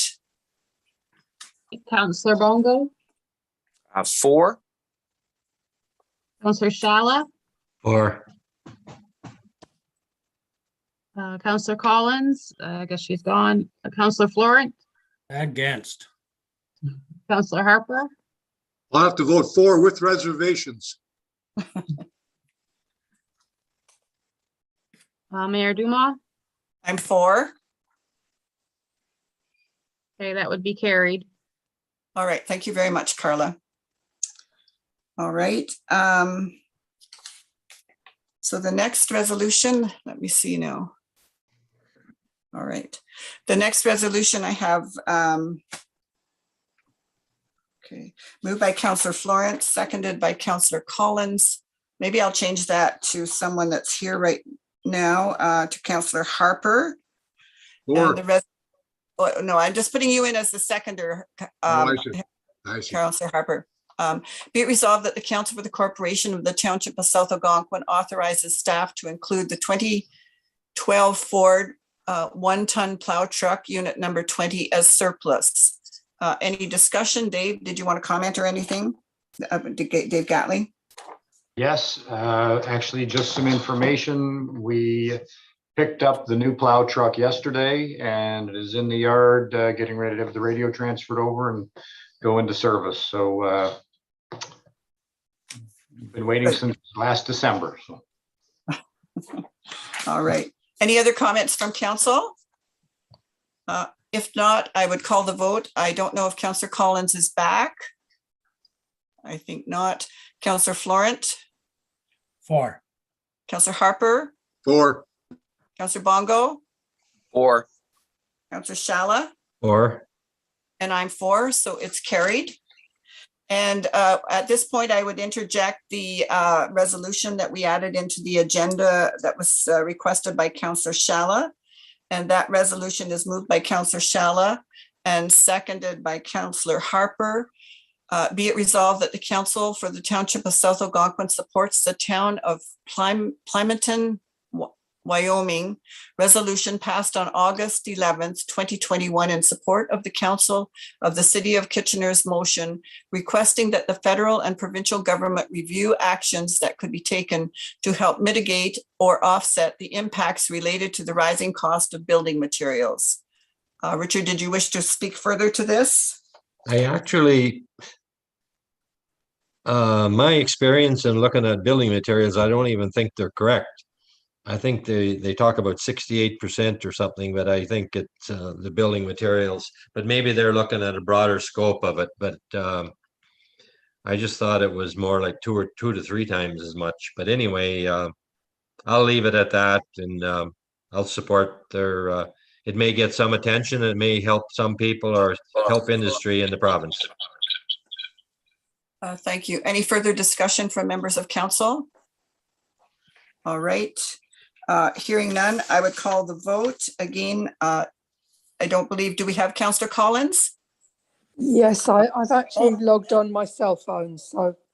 Okay. So did you hear the resolution, Sandra? I did not, I'm sorry. Okay, I will read it again for your benefit. This is the one that Richard brought forward this morning. So it was moved by Richard and seconded by Councillor Harper. Be it resolved that the Council for the Township of South Algonquin supports the Town of Plympton, Wyoming resolution passed on August the 11th, 2021 in support of the Council of the City of Kitchener's motion requesting that the federal and provincial governments review actions that could be taken to help mitigate or offset the impacts related to the rising cost of building materials. And Richard just feels that I don't want to put words in your mouth, Richard, that it is a good resolution that we should consider. So I would request your vote. Councillor Collins, For. Councillor Florent, Or Councillor Harper, Or, Councillor Bongo, Or, Councillor Shala, Or, and I'm in favor as well. So that is carried. All right. So we are at agenda item number 14, notice of motions. Are there any? All right. So number 15, we are into the bylaws, and let me see here. I have this a bylaw moved by Councillor Harper, seconded by Councillor Shala, being a bylaw to establish a policy, a budget and financial control policy for the Township of South Algonquin, that it be read a first and second time and be referred to the Committee of the Whole of Council. Calling the vote, Councillor Collins. For. Councillor Florent, for, Councillor Harper, or, Councillor Bongo, or, Councillor Shala, or, and I am for. It's carried. The third reading, I have that moved by Councillor Bongo, seconded by Councillor Florent, being a bylaw to establish a policy, a budget and financial control policy for the Township of South Algonquin, as referred by the Committee of the Whole of Council. Any discussion? Hearing none, I would continue, and that it be read a third time and passed in number 21-659, and that the said bylaw be signed by the mayor and the CAO clerk treasurer, sealed with the seal of the corporation, and be entered into the bylaw book. Calling the vote, Councillor Collins, For. Councillor Florent, for, Councillor Harper, or, Councillor Bongo, or, Councillor Shala, or, and I'm in favor, so it's carried. Okay. All right, I have this resolution moved by Councillor Collins and seconded by Councillor Shala. The first and second reading, being a bylaw to adopt a council pregnancy parental leave policy, and that it be read a first and second time and be referred to a Committee of the Whole of Council. Calling the vote, Councillor Collins, For. Councillor Florent, for, Councillor Harper, or, Councillor Bongo, or, Councillor Shala. or, It's carried. And the third reading, I have this moved by Councillor Harper and seconded by Councillor Bongo, being a bylaw to adopt a council pregnancy parental leave policy as referred by the Committee of the Whole of Council. Discussion? And that it be, hearing none, and that it be read a third time and passed in number 21-660, and that the said bylaw be signed by the mayor and the CAO clerk treasurer, sealed with the seal of the corporation, and be entered into the bylaw book. Calling the vote, Councillor Collins, four, Councillor Florent, Four. Councillor Harper, Four. Councillor Bongo, 4. Councillor Shala, or, and myself, I'm in favor. Okay, what's this one? Okay. Sorry, I have this one moved by Councillor Harper and seconded by Councillor Florent. The first and second reading being a bylaw to delegate certain powers and duties under the Municipal Act, and that it be read a first and second time and be referred to the Committee of the Whole of Council. And this is the delegation of authority. Call the vote. Councillor Collins, four, Councillor Florent, Four. Councillor Harper, Four. Councillor Bongo, 4. Councillor Shala, or, and I'm in favor. It's carried. And third reading, I have this moved by Councillor Bongo and seconded by Councillor Collins. Being a third reading, being a bylaw to delegate certain powers and duties under the Municipal Act as referred by the Committee of the Whole of Council. Any discussion? And that, hearing none, and that it be read a third time and passed in number 21-661, and that the said bylaw be signed by the mayor and the CAO clerk treasurer, sealed with the seal of the corporation, and be entered into the bylaw book. Calling the vote, Councillor Collins, four, Councillor Florent, Four. Councillor Harper, Four. Councillor Bongo, 4. Councillor Shala, or, and myself, I'm in favor. It's carried. The next resolution, first and second reading moved by Councillor Shala, seconded by Councillor Harper, being a bylaw to establish a human resources policy, and that it be read a first and second time and be referred to the Committee of the Whole of Council. Calling the vote, Councillor Collins, four, Councillor Florent, Four. Councillor Harper, Four. Councillor Bongo, 4. Councillor Shala, or, and myself, I'm in favor. It's carried. Third reading. Okay, sorry here. This is the third reading. Oh, shoot. I'm losing my place. All right, I have this moved by, by Councillor Florence, seconded by Councillor Harper. The third reading being a bylaw to establish a human resources policy, a human resources policy as referred by the Committee of the Whole of Council, and that it be read a third time and passed in number 21-662, and that the said bylaw be signed by the mayor and the CAO clerk treasurer, sealed with the seal of the corporation, and be entered into the bylaw book. Councillor Collins, calling the vote, Councillor Collins, four, Councillor Florent, Four. Councillor Harper, Four. Councillor Bongo, 4. Councillor Shala, or, and myself, I'm in favor. Okay. Just let me see here. 7, 8.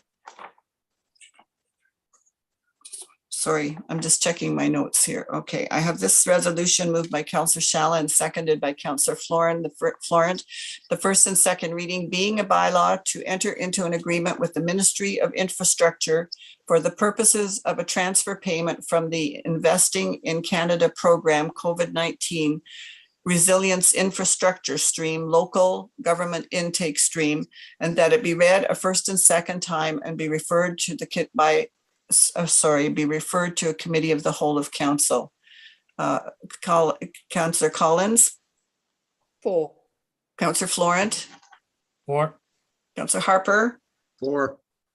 Councillor Bongo, 4.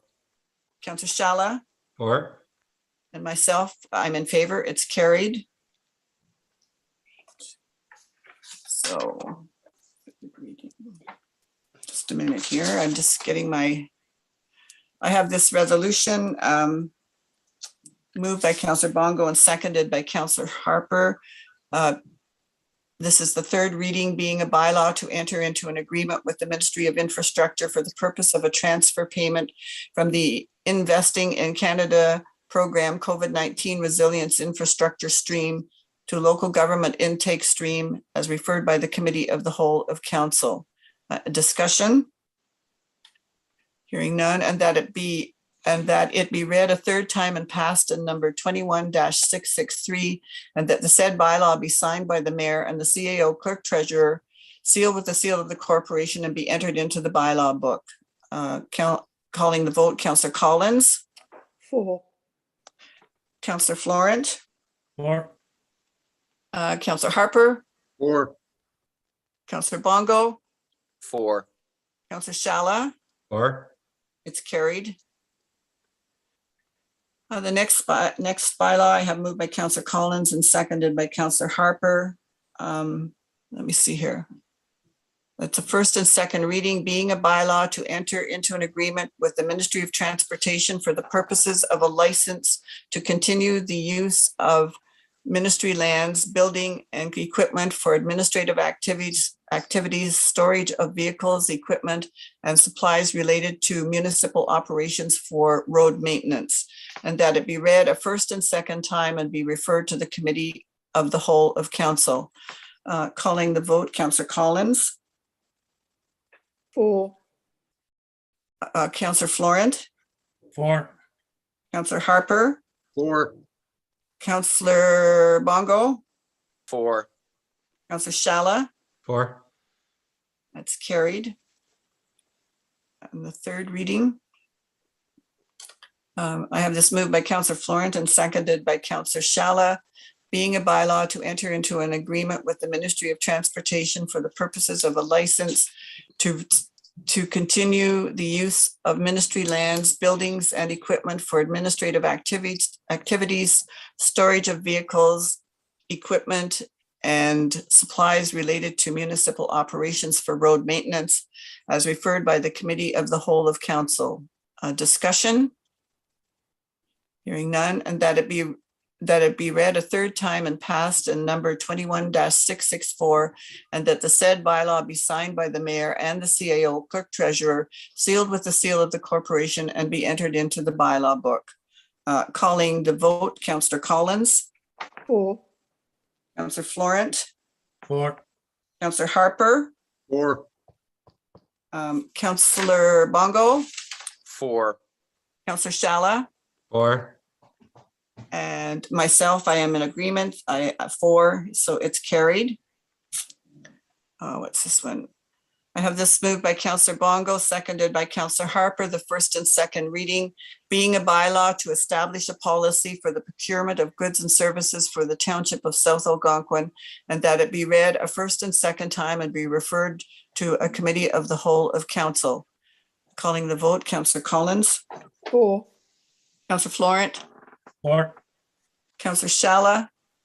or, Sorry, I skipped you, Councillor Harper, or, Councillor Bongo, For. and I'm in favor, so it's carried. The third reading, I have it moved by Councillor Shala, seconded by Councillor Florent, being a bylaw to establish a policy for the procurement of goods and services for the Township of South Algonquin, and that it be read a third time and passed in number 21-665, and that the said bylaw be signed. Oh, sorry, I should, okay. I didn't do the discussion part in there. Okay, I will go back to the third reading. Being a bylaw to establish a policy for the procurement of goods and services for the Township of South Algonquin. Any discussion? Hearing none, and that it be read a third time and passed in number 21-665, and that the said bylaw be signed by the mayor and the CAO clerk treasurer, sealed with the seal of the corporation, and be entered into the bylaw book. Calling the vote, Councillor Collins, For. Councillor Florent, For. Councillor Harper, or, Councillor Bongo, For. Councillor Shala, for, and I'm in favor. It's carried. The first and second reading, I have this moved by Councillor Collins, seconded by Councillor Shala. The first and second reading being a bylaw to establish a municipal vaccination policy, and that it be read a first and second time and be referred to the Committee of the Whole of Council. Calling the vote, Councillor Collins. Excuse me, is there any What? discussion on this? At the third reading, Joe. Okay, sorry. That's okay. Okay. Go ahead, Councillor Collins, For. Councillor Florent, Against. Councillor Harper, Or, Councillor Bongo, We can't do discussion now. we do it before the third reading and then we discuss. The beginning of the third reading and then we do the discussion. Okay. So I agree with the vaccination policy, but I would like to request that we change the wording. So if I'm voting yes right now, then we still have an opportunity to discuss about possible amendments, correct? That is correct. Okay, I just wanted to check and make sure. I will vote for. Okay, and Councillor Shala, For. and I am for, so it's carried. So we're at the third reading. I have this moved up. I have this moved by Councillor Bongo and seconded by Councillor Harper. The third reading being a bylaw to establish a municipal vaccination policy as referred by the Committee of the Whole of Council. Discussion? Can I go first? Yes, Councillor Florent. I think the bylaw is redundant because the province is taking it out of our hands and they're going to enact some workplace health and safety guidelines concerning COVID. I really don't think it's a provincial mandate. It's going to be taken out of our hands by the province and maybe the feds as well. And I think at some point we have to decide whether we believe the government that vaccinations work. If they do, there's no need to segregate. There's no need to wear masks. Or if masks work, they work. So why pass a law saying, you know, they're telling, the doctors are telling us that we can transmit this virus whether we're vaccinated or not. So in that respect, there is absolutely no difference between the people that have been vaccinated or the people that have not been vaccinated. So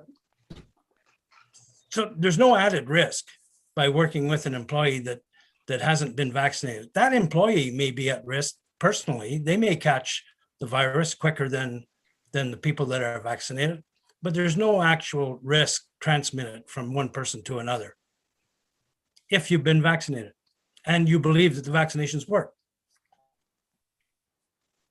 Okay. That's it. Thank you, Councillor Florent. Councillor Bongo. Thank you, Chair. As Councillor Florent alluded to, there may be some provincially mandated workplace guidelines that may appear in the near future, but nevertheless, as CAO Brian has been keeping us up to date, and thank you, Brian, by the way, for all of the information that you've been providing us. It has been very useful in guiding our decision making here. I still see the benefit of implementing a vaccination policy now ahead of any mandated provincial legislation, simply because there's a risk. It's a workplace safety hazard potentially, and we're in the wild west of COVID policy making at the moment. When I review this policy, I think it's extremely reasonable. Now, there's a bit of a contradiction in it, though, however, because there's a line that says no accommodations will be made for non-human rights or religious reasons. Although at the same time, if somebody declines to give their vaccination status, all they have to do is just wear masks constantly. And from what I read in the policy, the one benefit to being vaccinated is that vaccinated employees will have the choice to remove their masks in indoor settings. And please correct me if I'm not reading the policy correctly. My suggestion for council is that we make two amendments. Number one, that masks are on at all times, regardless of your status, regardless if you're unknown or if you are fully vaccinated. That way, there's no secret. It's very anonymous that way. Everybody has masks, regardless of status. Number two, I would suggest introducing bi-weekly antigen point of care testing for individuals who are unknown status vaccinated people. That way nobody's status is revealed. Everything is anonymous because there's a blanket, everybody wears masks policy, and those individuals that need to do a biweekly test, they do that in complete privacy. And that way the CAO is aware that yes, X amount of employees are double vaccinated, X amount, we don't know their status, but they're taking a test every 2 weeks. That's my suggestion, and I'm very curious to know what the rest of council thinks. I would put this back to Brian as the expert in human resources and the requirements of the municipality as an organization. Brian, I would appreciate your input on this. Certainly, within the policy, we do allow for the possibility of antigen testing should council choose to, or should staff need to, or should the chief medical officer of health or someone deem otherwise that it's required. So, I mean, we've left that in there. I mean, that really is a council decision as to whether or not you want to get into antigen testing. It's certainly something the County of Renfrew does have tests available. Dr. Cushman has made it identified with us that, in fact, anyone that wishes to have those, they would make readily available. I do want to clarify something, though, with respect to provincial legislation, just so that council is fully in tune with that. The announcement that is expected to be made today is specific to addressing entrance into places like concert venues and other large gathering settings, restaurants. There is an expectation, though, that they're not going to include retail.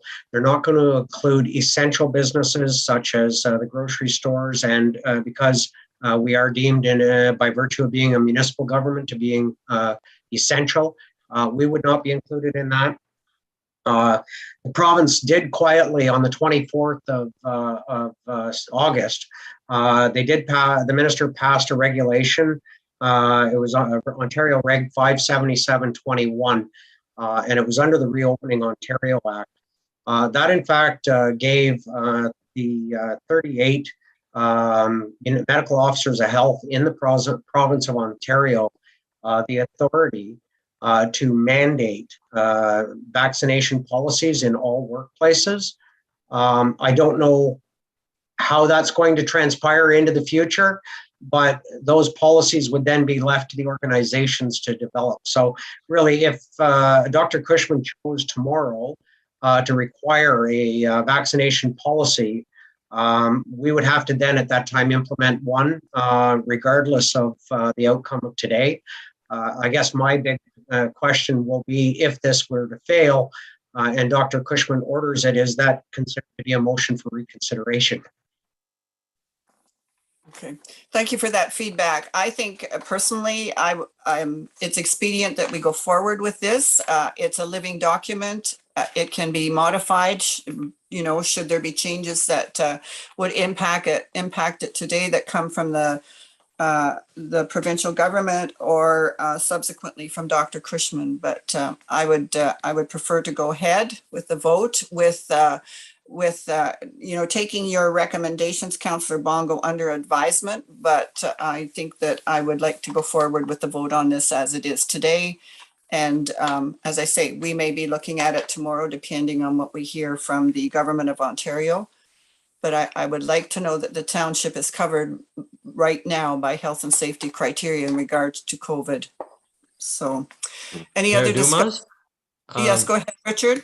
Yes, when we discussed this last week, I asked a question or made a comment. And I'm wondering whether we're going to discuss, I'd like to know what the status is in our office, and I would like to know what the status is with our employees as far as how they're protected or how they're protecting one another. And because I felt that when my comment last meeting was, I felt that employees were letting their guard down because I noticed employees not wearing masks. Now, can I ask, is it can I discuss this at this time, or are we going to discuss this later as to how we're dealing within our township? I think it's important, but I would certainly like my question to be answered. And I guess my question is, to Brian, what is our policy as far as staff traveling together in vehicles at the present time? Do they have to wear a mask or not? My understanding is anytime they're in close confines that they are required to, that they can't social distance, they would be required to have a mask. So obviously within the environment of a pickup truck, obviously it would be expected that they would be fully masked in a pickup truck. Well, yesterday I seen 3 people in one vehicle and no masks, and I seen 2 in another with no masks. So that's a pretty high percentage of our staff not following our the rules or the safety procedures set out by your office or by council. Councillor Shallow, this is the first I've become aware, but it's certainly something I will be following up on, and I do appreciate it bringing it to my attention. Dave is on here as well. I'm certain Dave will look into it. That is news to me as well, and I will be looking into it. Our policy is that if there's 2, at least one has a mask on, and that is absolutely a surprise. I will be looking into that immediately. Why would one have to have it on and one not? If there's 2 in the vehicle, wouldn't they both have to have it? At least one was the way the policy was written, the last policy the township put in place.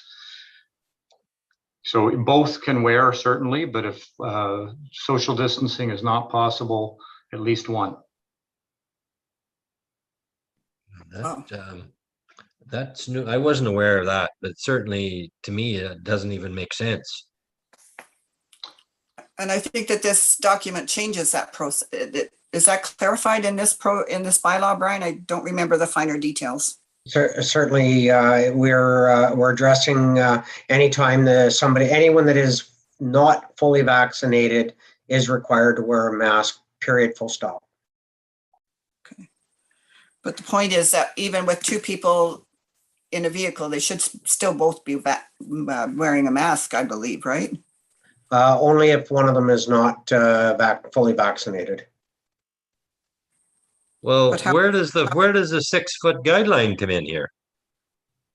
It's everywhere you look around and you travel. It's keep your distance. The signs are saying posted everywhere, 6 feet apart. If you're in the vehicle, you're not 6 feet apart. So why is one wearing it and one not? Mm-hmm. I think that's a good question, and I think that Dave and Brian have to look at this and go forward with that. I would ask if there's any other discussion in this bylaw that we are talking about now. The things that you have brought up with Richard, I think, can be dealt with immediately after the meeting. Well, I'm sure the public must be seeing this. They must be wondering about it. We've got the office closed. Mm-hmm. And I'm asking about that as well. Mm-hmm. If we can have the staff in a vehicle, one with a mask and one without, why can't we have the staff in the office when each one basically has their own office or they're a long distance apart? Like, I'm confused about this, and there are concerns in the public about it, and I'm wondering. Can I add a little that may help a little bit here? It has been proven that people that have been vaccinated have got less viral material in their nasal passages to transmit than those that are non-vaccinated. So even, yes, transmission can occur. Those that have been vaccinated have less viral matter, and therefore less transmission occurs from a vaccinated person than from a non-vaccinated person. So I think that would indicate that in a truck where one is vaccinated and one is not, the one that is likely to transmit more would be the non-vaccinated person. And Nobody obviously wants to they be are the- more vulnerable as well. Nobody wants to be the 1%. I agree with that too, Richard. So I just, there's something not adding up. It's just, I don't know. It's confusing, very confusing. Mhm. Brian, did you want to offer any other discussion on this or clarity? I think we've been over this. I think the office issue is a separate issue altogether. The cases within the community or case within the community is a separate issue. Certainly, I've spoken on a number of occasions with the acting medical officer of health, and irrespective of community comments, the comments I got have been consistent from the medical officer of health. And we are reopening the office to one individual at a time on Tuesday at the start of next week. But we will continue to evaluate, and I do not regret taking serious concern for the potential spread within our community and minimizing the risk under occupational health and safety as it relates to ensuring the safety of our staff and our residents and the operations of our municipal services. Right. Thank you. Any further discussion? Well, I would just like to say, if I may, I could see possibly closing the office to the public. And I know it's at tax time. And if there were taxes coming in late because of it, because they ended up in the mail rather than at the door, I certainly hope we would accommodate the people for the 14 days or how many days it is. I think it's beyond 14 days. And I guess my question is, why wouldn't we open it up if I see the daycare center is opened up? Why isn't the office opened up? And if we were going to close the office to the public, why couldn't the staff in the office work within the office because of the distances they are apart? If our staff driving a vehicle don't wear a mask and there's 3 of them in the vehicle without one. Certainly, so they can work together. It just doesn't add up. The staff in the vehicle is a separate issue, and it will be addressed today. I'm certain Dave and I will have a conversation before the day is out to further discuss how we're going to ensure that does not continue. We do have separate workspaces within the office. Yes, absolutely. But when you put all of the staff into the office, we do have shared work areas. And we do wish to ensure that we're mitigating this to the best of our ability. The last thing that any of us want is anyone to come into contact. Certainly the location of the contact within the community was one that would leave us with knowledge that for potential spread, and we were taking a proactive decision in mitigating that possibility. That said, the daycare had information that I did not have. I awaited the final changes from the medical officer of health. I watched every day, and I contacted them every other day to find out whether or not this was a false positive or not. And at no time was it changed. At no time did it come off of their website. And as such, I maintained the office until I knew that the case was no longer active, and case spread can occur for 14 days. And as such, that is why we continue to maintain our office closed. I certainly am reopening on Tuesday. We will be limiting the public, and we will be continuing to monitor. I just want to make one last point. Each staff member, whether he's a student or a seasonal worker or a full-time worker, they all require the same protection. So if the office staff shouldn't be in contact with other office staff, then why are we saying that one worker can have a mask and work beside one person without a mask? It just it's not equal treatment. That's all I'm going to say about it. All right, thank you. Any further discussion? Chair, right. I have a question. One more, and then I'm calling the vote, please. Okay, sure thing. A question for Brian. So is it safe to assume that employees who are not vaccinated or have an unknown status, those employees, that is for reasons due to health or creed, is that correct? The creed is the only thing under the occupation under legislation that would allow them to not be vaccinated. Absolutely. Health is definitely another reason that they could not be vaccinated for some reason or another. It may be something that in the vaccine that maybe they're allergic to or otherwise. But yes, those are legally the only two items for which we as an employer are required to accommodate our staff in not being vaccinated. Okay, super. So in hearing that, just because somebody might think that COVID-19 is a hoax and they don't believe in the vaccine for that reason, that is unacceptable, correct? That is correct.